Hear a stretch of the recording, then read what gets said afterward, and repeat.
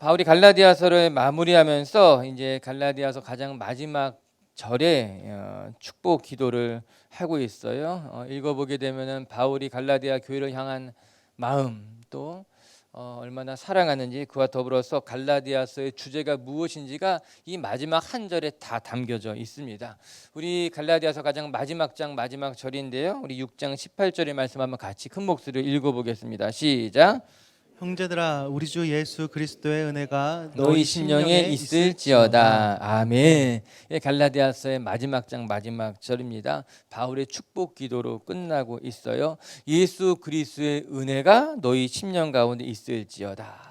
매우 간결한 한 절의 말씀입니다. 사실 바울이 쓴 서신서를 다 읽어보게 되면은 대부분 바울의 서신서는 구조를 다 가지고 있어요. 인사말로 시작하게 되고 마지막 이제 헤어지는 말로 작별의 말로 끝나고 있는데 대부분 그 말이 좀 길고 중요합니다. 로마서를 읽어보게 되면은 로마서 16장에서 바울은 이 16장 한 장을 다 할애를 해가지고 마지막 인사를 기록하고 있는 것을 볼 수 있어요. 그런데 이 갈라디아서의 특징 중에 하나가 이제 서론과 결론이 이제 마지막 인사가 사실은 굉장히 짧다라고 하는 거예요. 오늘 우리가 읽은 것과 같이 단 한 절의 말씀으로 마지막 인사를 끝맺고 있는 겁니다. 이렇게 한 절의 말씀으로 마지막 인사를 끝내는 것을 보게 되면은 그 한 절이 얼마나 중요한지 우리가 충분히 생각할 수 있을 거예요. 바울이 무엇이라 이야기하고 있습니까? 하나 예수 그리스도의 은혜가 너희 심령 가운데 있을지어다. 이 한 절에 바울의 모든 것을 담아놓고 있는 것입니다. 바울은 거두절미하고 단 하나만을 말하고 있어요. 그것이 무엇인가? 예수 그리스도의 은혜라고 하는 거예요. 왜 이 은혜라는 단어에 집중하고 있는가? 이것이 바울이 갈라디아 교회를 향해 기도하고 싶어졌던 단 하나의 기도 제목이었고 더 나아가서 갈라디아서를 요약할 수 있는 한 단어가 바로 은혜이기 때문인 것입니다. 우리가 갈라디아서를 약 넉 달 동안 매주마다 묵상하면서 배운 것이 무엇입니까? 우리가 하나님의 은혜로 말미암아 구원받는다는 거예요. 율법의 행위로 말미암아 하나님의 자녀가 되는 것이 아니라 믿음으로 말미암아 의롭게 됐고 믿음으로 말미암아 성령을 받았고 믿음으로 말미암아 구원을 받는다는 걸 이야기한 것 아닙니까? 이것을 다 한마디로 말하게 되면은 율법의 행위로 말미암아 하나님의 백성이 되는 것이 아니라 오직 하나님의 은혜로 말미암아 하나님의 자녀가 된다는 것을 말해주고 있는 책이 갈라디아서 말씀이에요. 이에 바울은 갈라디아서를 끝맺으면서 갈라디아서의 주제 은혜를 가지고 갈라디아 교회의 성도들을 축복하고 있는 것 아니겠습니까? 우리가 지금까지 은혜에 대해서 묵상했는데 이 하나님의 은혜로 구원을 받았고 하나님의 은혜로 하나님의 자녀가 되었고 하나님의 은혜로 말미암아 성령까지 받았으니 이 하나님의 은혜가 너희 심령 가운데 충만하기를 원합니다. 그렇게 고백하고 있는 것입니다. 오늘 성경 우리 말씀을 시작하면서 여러분도 동일하게 축복하고 싶어요. 오직 예수 그리스도의 은혜만이 여러분의 삶에 가득하시기를 주님의 이름으로 축복합니다. 이제 갈라디아서를 마무리하는 날입니다. 이제 갈라디아서의 마지막 부분을 묵상하게 되면서 바울이 갈라디아서를 끝맺으면서 무슨 말을 하면 좋을까? 아마 이 마지막 부분이 어쩌면 오늘까지 묵상했던 전체적인 말씀을 요약하는 부분이 오늘 설교가 될 것만 같아요. 처음 생각했을 때는 아예 지금까지 했던 설교를 하나씩 하나씩 설명해주고 다시 이제 요약하는 걸로 오늘 설교를 좀 하면 어떨까 그런 생각을 했는데 말씀을 실제로 읽어 묵상해 보니까요 이 마지막이 갈라디아서 전체를 요약해 줄 수 있는 부분이기 때문에 오늘 말씀을 같이 한번 묵상하면서 우리 지금까지 들었던 설교도 생각해 보시고 갈라디아서를 생각해 보는 시간이 되었으면 좋겠다 싶습니다. 우리 11절과 12절의 말씀을 한번 같이 읽어보도록 하겠습니다. 11절과 12절의 말씀 시작. 내 손으로 너희에게 이렇게 큰 글자로 쓴 것을 보라. 무릇 육체의 모양을 내려 하는 자들이 억지로 너희에게 할례를 받게 함은 그들이 그리스도의 십자가로 말미암아 박해를 면하려 함뿐이라. 첫 번째 말씀을 통해 배우게 되는 것이 무엇인가? 신앙이라고 하는 것은요 우리의 겉 모양이 중요한 것이 아니라 우리의 속이 중요하다라고 하는 거예요. 남들에게 보이는 것이 중요하지 아니하고 내 마음속에 하나님을 어떻게 고백하고 있는가가 중요하다라고 하는 겁니다. 육체의 할례보다 마음의 할례를 받는 것이 중요하다고 이야기하고 있는 것이에요. 우리가 11절과 12절의 말씀에 읽었는데 바울이 갈라디아서를 마무리하면서요 바울은 다시 한번 육체의 할례에 대해서 짚고 넘어가려고 합니다. 유대인들 중에서도 예수님을 믿고 기독교로 개종한 사람들이 적지 않았는데 그 중에는 여전히 육체의 할례가 중요하고 육체의 할례를 받아야지만 마음이 편하고 육체의 할례를 받아야지 하나님의 자녀가 된 것만 같은 생각을 하고 있었던 사람들이 적지 않았던 겁니다. 그들에게 바울은 다시 한번 단호하게 할례로 말미암아 구원받는 것이 아니라 오직 믿음을 통해서 구원받는다는 것을 기억하세요, 이 이야기하고 있는 겁니다. 다른 말로 하게 되면 우리의 신앙이라고 하는 것이 우리 육신의 할례를 통해서 하나님을 만나는 것이 아니라 우리의 겉모양으로 하나님을 만나게 되는 것이 아니라 신앙이라고 하는 것은요, 우리 속이 중요합니다. 내 마음속으로 하나님을 믿고 신뢰하는 것이 중요합니다. 그 이야기하고 있는 것 아니겠습니까? 이것이 갈라디아서의 핵심이고 신앙의 핵심이라고 말할 수 있는 것입니다. 우리가 할례를 통해서 우리 육신의 행위를 통해서 하나님 앞에 나아가는 것이 아니라 우리는 오직 우리의 마음으로 믿고 입술로 시인하는 것으로 말미암아 하나님의 자녀가 되는 것이고 은혜의 보좌로 나가게 된다라고 하는 것이에요.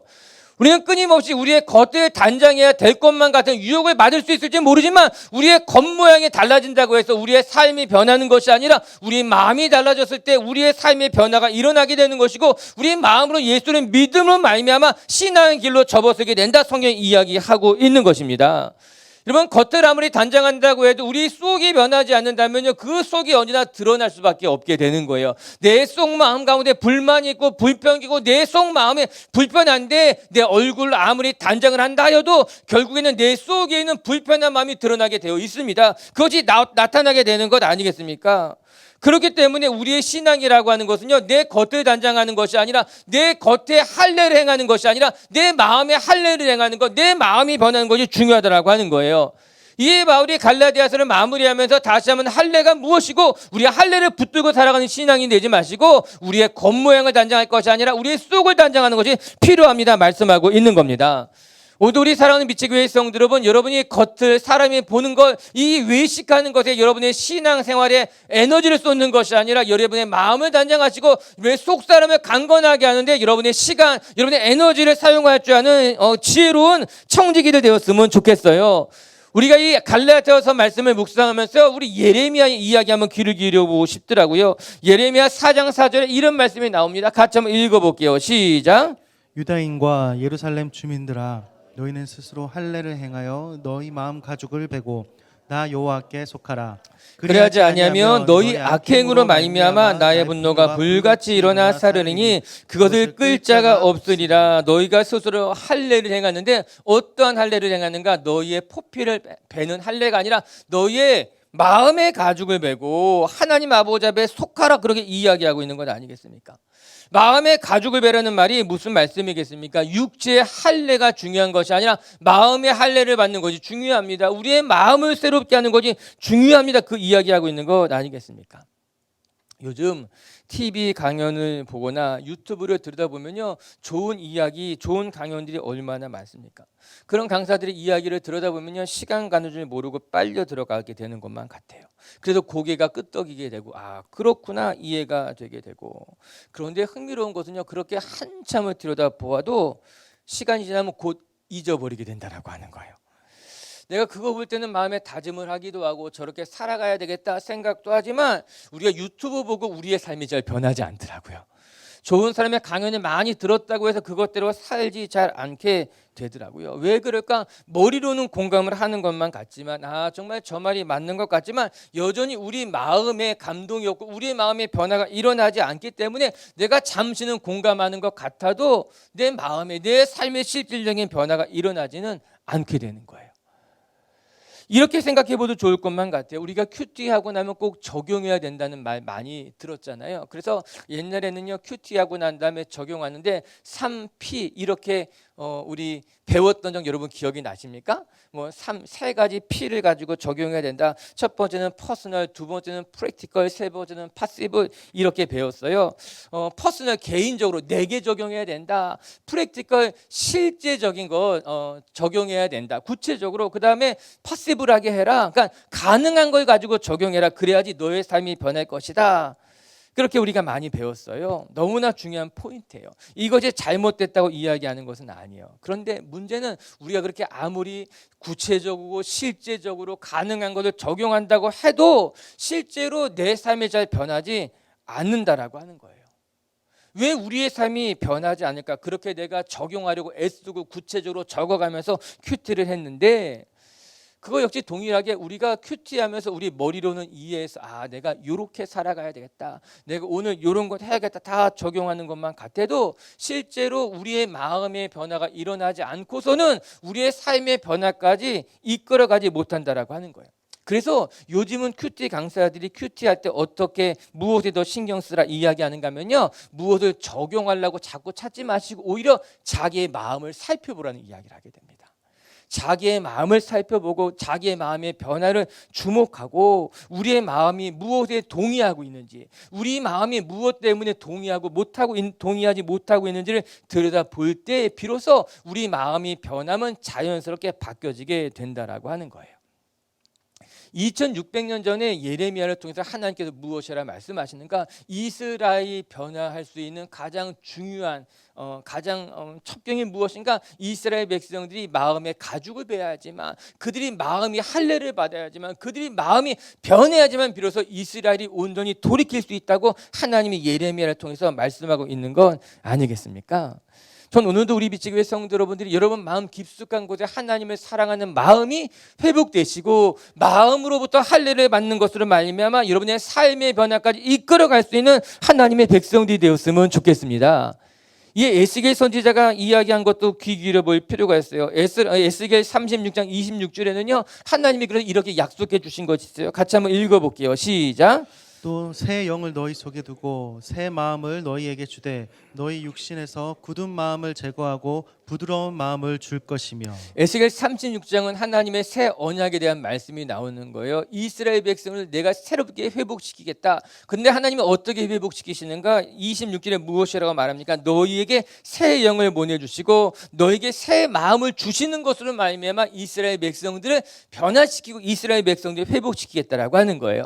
너희의 마음을 부드럽게 하는 것으로 말미암아 너희 마음에 새 영을 부어서 너희 마음을 새롭게 하는 것으로 말미암아 이스라엘 백성들을 회복시키시고 변화시키겠다라고 하는 거예요. 맞아요. 사랑하는 빛의 교회 성도 여러분, 하나님께서 우리의 가정을 변화시키시는 방법은 놀랍게도 우리의 마음을 새롭게 하신다라고 하는 거예요. 우리의 삶의 여러 가지 환경적인 변화를 통해서 우리의 가정을 바꾸는 것이 아니라 먼저 우리 가정 한 사람 한 사람 우리의 마음을 바꾸는 것으로 말미암아 그 가정의 변화가 시작된다라고 하는 거예요. 여러분의 신앙의 변화에 있어서도 내 삶에 여러 가지 복을 받는 것으로 말미암아 우리의 신앙이 바뀌고 변화가 되는 것이 아니라 우리의 마음을 바꾸시는 것으로 말미암아 우리의 신앙의 변화가 일어나고 우리의 삶의 변화가 일어나게 된다라고 하는 것입니다. 다시 오늘 본문으로 되돌아오게 되면은 오늘 바울이 무엇이라 이야기하는가? 너희 육신의 할례가 중요한 것이 아니라 너희의 마음의 할례가 중요한 것입니다. 우리가 하나님의 자녀가 되는 것은요 율법을 지키고 할례를 받음으로써 하나님의 자녀가 되는 것이 아니라 우리의 속 마음이 믿음으로 말미암아 하나님의 자녀가 된다는 것을 다시 한번 짚고 넘어가는 것이 오늘 6장 마지막 부분의 말씀이라고 하는 거예요. 여러분 따라해 보시기 바랍니다. 신앙은 겉이 아니라 속입니다. 신앙은 겉이 아니라 속입니다. 겉바 속촉 이런 말 하잖아요. 우리의 속이 부드러워지게 되면은 우리의 마음이 부드러워지게 되면요 거기에서부터 놀라운 삶의 변화, 신앙의 변화가 일어나게 되는 것이에요. 그런데 많은 사람들이 자꾸 사람들이 나를 어떻게 바라보는가, 자꾸 내가 어떻게 보여지는가, 그것들만 생각하기 때문에 우리의 신앙에 이게 제자리 걸음을 하게 되는 건 아니겠습니까? 우리 지금까지 넉 달 동안 갈라디아서 묵상하면서 무엇 배웠습니까? 믿음으로 말미암아 하나님의 자녀가 된다는 거예요. 율법의 행위가 아니라 내 육신의 할례를 받아서 우리가 구원받는 것이 아니라 우리 마음의 믿음으로 우리 마음이 변하고 우리 마음의 믿음으로 하나님의 자녀가 된다는 것을 지금까지 묵상하고 배운 건 아니겠습니까? 할렐루야. 오늘도 여러분의 마음이 매일매일 새로워지시고 여러분 마음에 매일매일 할례를 받는 것으로 말미암아 하나님의 은혜가 여러분 마음으로부터 충만해지시기를 주님의 이름으로 축복합니다. 두 번째 또 말씀을 통해 배우게 되는 것이 무엇인가? 참된 신앙이라고 하는 것은요 이제 오직 예수 그리스도의 십자가만 자랑하는 것이 참된 신앙이라고 하는 거예요. 내가 내 것을 자랑하고 내가 가진 것을 자랑하고 내 신앙을 자랑하는 것이 아니라 오직 예수 그리스도만 남고 예수 그리스도만 자랑할 줄 아는 신앙이 참된 신앙이라고 하는 거예요. 우리 한번 계속해서 우리 말씀을 볼게요. 14절 말씀 한번 읽어볼게요. 시작. 그러나 내게는 우리 주 예수 그리스도의 십자가 외에 결코 자랑할 것이 없으니 그리스도로 말미암아 세상이 나를 대하여 십자가에 못 박히고 내가 또한 세상을 대하여 그러하니라. 내게는 그리스도의 십자가 외에는 자랑할 것이 없습니다. 저 이 말씀을 대하면서 바울이 참 많이 변했네 그런 생각하게 되었습니다. 우리들은 예수님 믿고도 잘 변하지 않는데 그것 때문에 속상하기도 하고 낙심되기도 하고, 그런데요 바울은요 예수님 믿고 나서 변했습니다. 그것도 참 많이 변했습니다. 바울의 과거를 들여다보면요 바울은 참 세속적인 세상적인 사람이었어요. 세상의 성공을 향해서 열심히 달려갔던 사람이 바울이었어요. 빌립보서 3장 5절부터 6절까지 말씀입니다. 이거 제가 한번 읽어드릴게요. 바울의 고백이에요. 바울의 자랑이라고 말해요. 나는 8일 만에 할례를 받고 이스라엘 족속이요 그 중에 베냐민 지파요 히브리인 중에 히브리인이요 율법으로는 내가 바리새인이요 열심으로는 교회를 박해하고 율법의 의로는 흠이 없는 자니라. 이것이 바울의 고백이고 바울의 자랑이었던 겁니다. 나 8일 만에 할례 받았던 사람입니다. 나 히브리인 중에 히브리인입니다. 나 율법으로는 바리새인입니다. 열심으로는 나 뒤지지 않는 사람입니다. 이것이 지금까지 바울의 자랑이었던 것 아니겠습니까? 그런데 바울이 예수님을 만나고 난 다음에 그 바울의 자랑이 다 사라져버리게 되었습니다. 지금까지 그 세상의 것들이 나의 자랑이고 그것을 붙들고 살아왔지만 이제 바울이 무엇이라고 말합니까? 내가 지금까지 내가 자랑으로 여겼던 것을 배설물처럼 여기게 되었습니다. 그리고 이제 내가 그리스도 예수 안에서 다시 발견되기를 원합니다. 이게 바울의 고백이었던 것 아니겠습니까?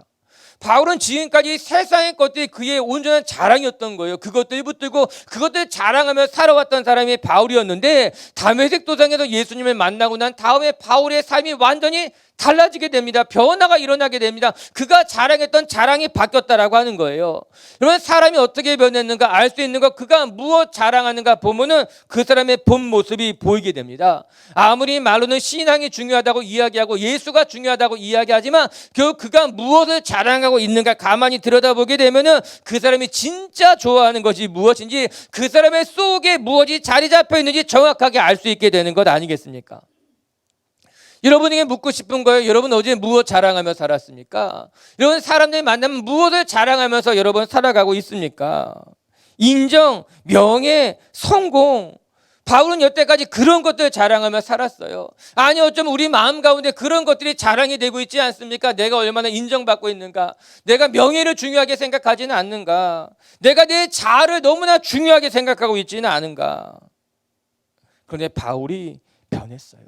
세상을 향해서 전속력으로 달려가던 그 바울이 예수님을 만나고 나서는요 예수님만 자랑하는 사람, 예수님 때문에 기꺼이 헌신하고 예수님 때문에 기꺼이 고난받는 사람으로 그의 삶이 완전히 달라지게 됐다라고 하는 것입니다. 여러분 축복합니다. 여러분들 예수님 만나서 여러분의 말이 바뀌시고 여러분의 자랑이 바뀌시고 여러분의 삶이 변화가 일어날 수 있게 되길 주님의 이름으로 축복합니다. 그런데 여기서 우리가 놓치지 말아야 될 것이 한 가지가 있습니다.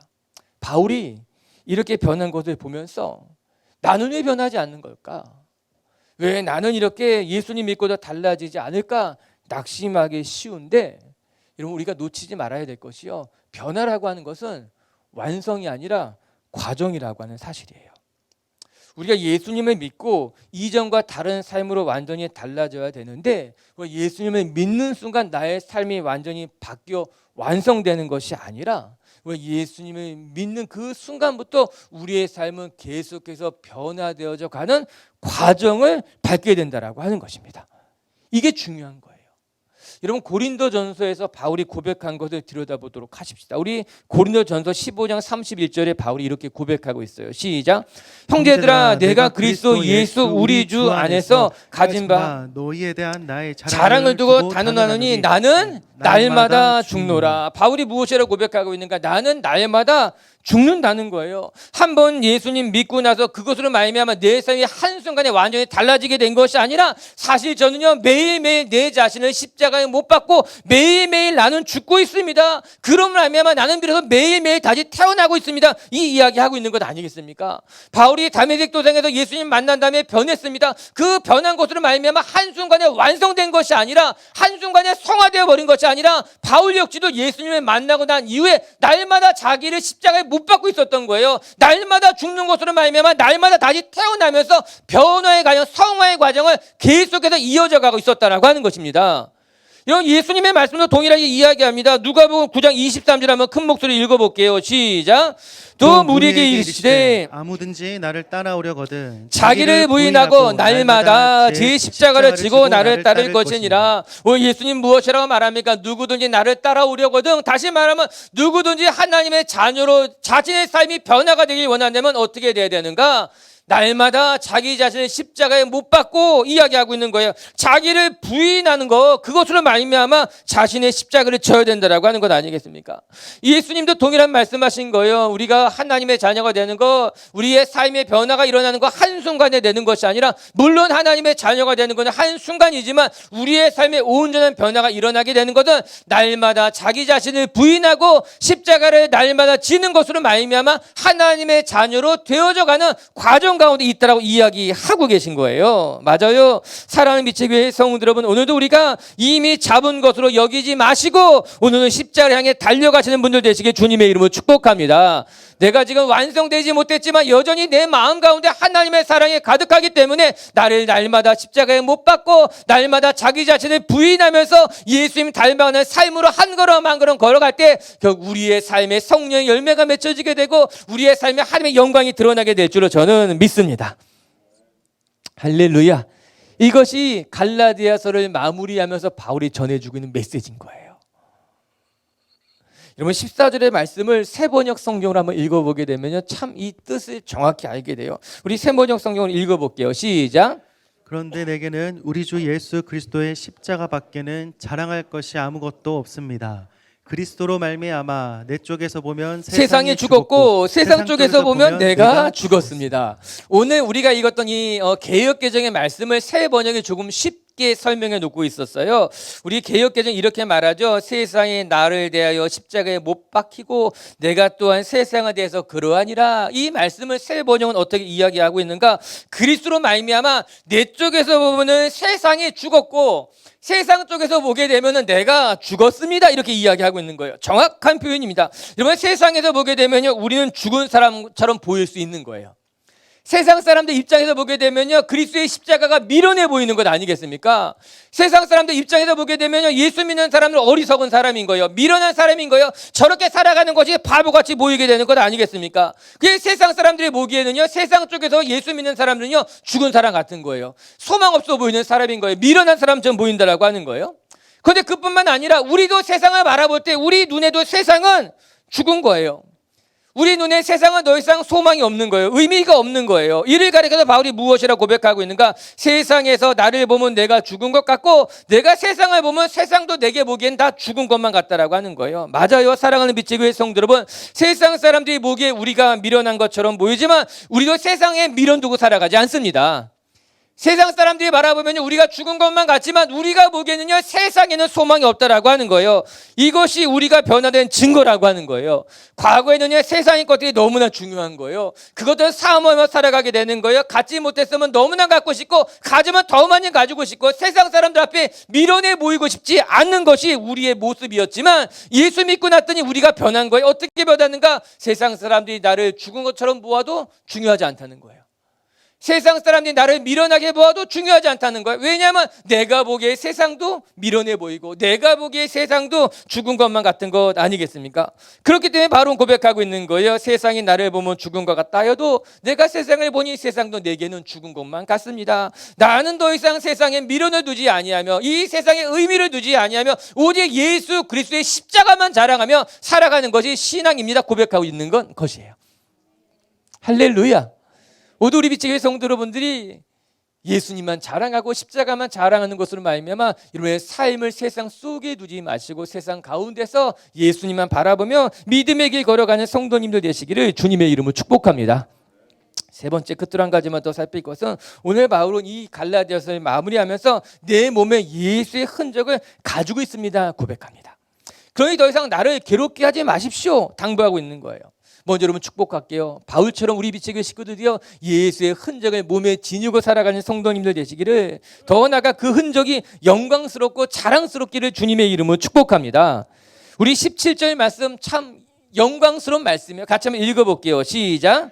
이후로는 누구든지 나를 괴롭게 하지 말라. 내가 내 몸에 예수의 흔적을 지니고 있노라. 내가 내 몸에 예수의 흔적을 지니고 있노라.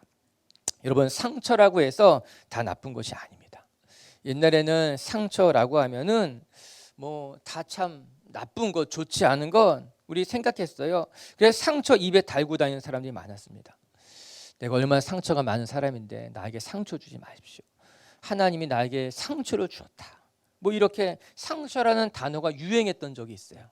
뭐 상처 입은 뭐 아무튼 많았어요, 상처가. 근데 여전히 그 상처 붙들고 살아가는 사람들이 지금도 많아요. 그런데 기억하세요. 상처가 다 나쁜 것은 아닙니다. 오히려 그 상처로 말미암아 내가 더 성장하고 성숙하고 단단해지게 되는 경우들도 있습니다.